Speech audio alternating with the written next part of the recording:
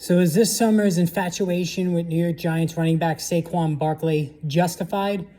Or are we going to get teased again into yet another disappointing season out of the multi-talented running back? Hello, everyone. This is the Fantasy Sports Boss, Mike Kineski. Before we go any further, if you don't already subscribe to the channel, make sure you hit the subscribe button and also tap the notification button so you're notified every time new videos are added or I go live. So I wanted to talk about Barkley today, not because I'm a Giants fan, although I want to put that out there before we go any further, just so it's all on the table in terms of what I'm about to say on him. And I will tell you first and foremost that there is certainly bias whenever you're a fan of a team that has a player who's a prime member of the fantasy football community. And certainly when we started looking at drafts and I started doing mock drafts for the upcoming season back in May and June, I thought to myself, wow, Barkley's going to be a swell value as his ADP was in the mid-third round range. Now as we sit here, August 10th, Barkley in PPR leagues has risen to number 12 overall in terms of his ADP. And so now we're at the point where I'm starting to question whether that's a wise move to be drafting him that high. See, what collectively happened here is two things. One is that those who had early drafts saw that Barkley was going in the third round and then the late second round, and oh wow, this is great. Let's take advantage of that. And slowly but surely, his ADP started getting pushed up by one pick, then one pick, then one pick. And then the second part is camp opened with Brian Daboll, the offensive whiz from the Buffalo Bills, who turned Josh Allen into a stud. And we saw a video of Barkley trucking cornerback Aaron Robinson, catching everything out of the backfield, lining up in the slot. Daboll saying publicly he wants to get as many catches as he can to Barkley during the season.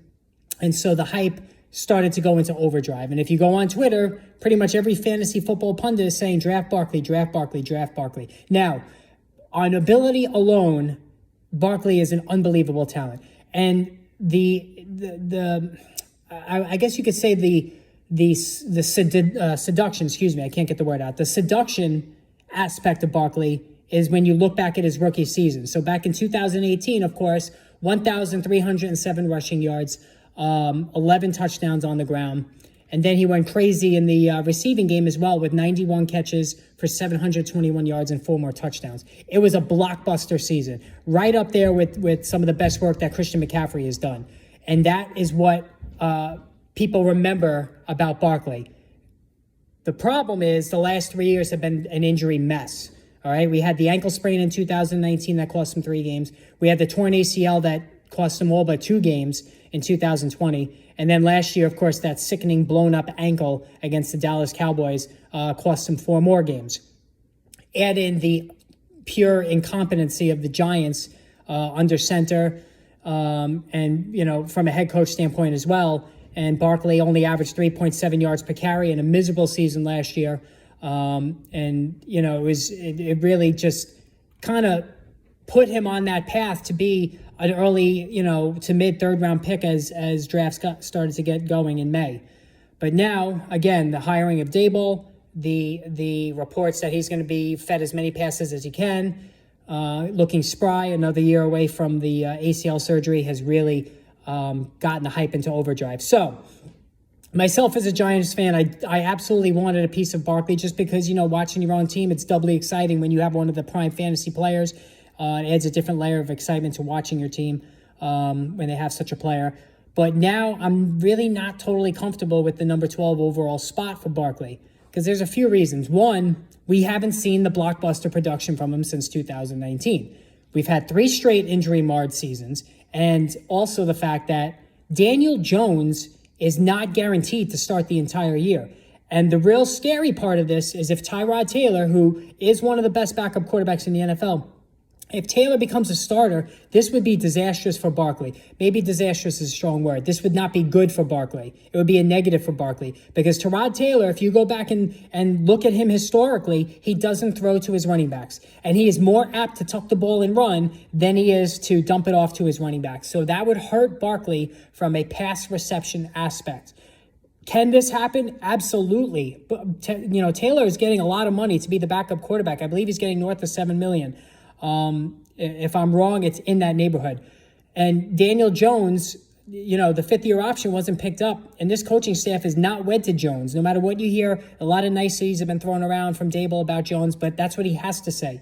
The Giants are going to find out if Jones is the guy once and for all. And he has struggled in camp. It's been more negatives than positives for Jones in camp. So if Taylor becomes a starter, this would not be good for Barkley. Now, the one possible scenario that could be very positive is if the Giants decide to trade Barkley. There's no commitment to Barkley beyond this season. And if you read the tea leaves, I don't get the sense that Barkley is in the plans for next year. All right. It's going to be a sizable contract, going into his sixth season. Yes, the tread is not terrible because of all the time missed, but a lot of injuries. We haven't seen dynamic Barkley in a couple of years. This is going to be a prove-it season. If Barkley excels, maybe the Giants could, trade high on this and get a decent draft pick in return. I think it's less likely that he comes back on a new contract. So there's that aspect to it as well. If you're looking at the turn, if you're in that 11-12 spot in the turn, I like DeAndre Swift better than Barkley. I think the Lions are going to be better than people think. And Swift is a absolutely, dynamic athlete. Probably would have led all running backs in receptions a year ago unless he got hurt, or until he got hurt. I also like Aaron Jones. I think Jones, even though A.J. Dillon is there, I think Jones is really going to be utilized heavily in a passing game, so I like Jones. I mean, yeah, even Alvin Kamara. I don't have Kamara ahead of Barkley, but, if he doesn't get suspended at all, and that's looking like what's going to happen here as the court date got pushed back, Kamara might even have more upside than Barkley because it's a better team. I think the Saints, offensively certainly have a decent collection of weapons to take pressure off of Kamara.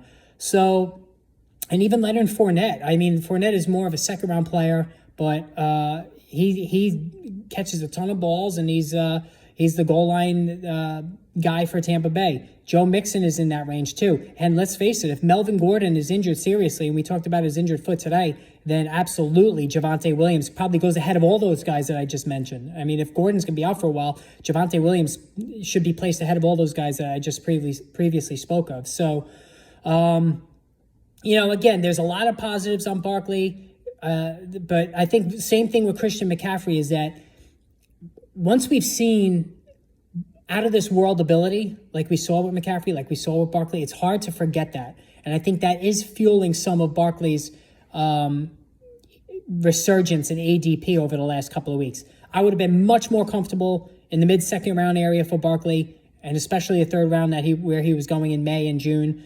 But now at 12 overall, I'm not feeling it as much as I previously would, again, if he was a mid-second round guy. So that's just my take on Barkley. I'm not panning him by any means. I just don't like that current draft spot compared to the other guys that are going to be on the board.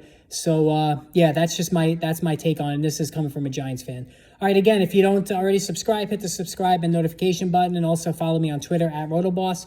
And, so anything new coming down the pike, any breaking news, injuries, I'll be sure to add my analysis to it with some additional videos. So until then, we'll talk soon, guys. Take care.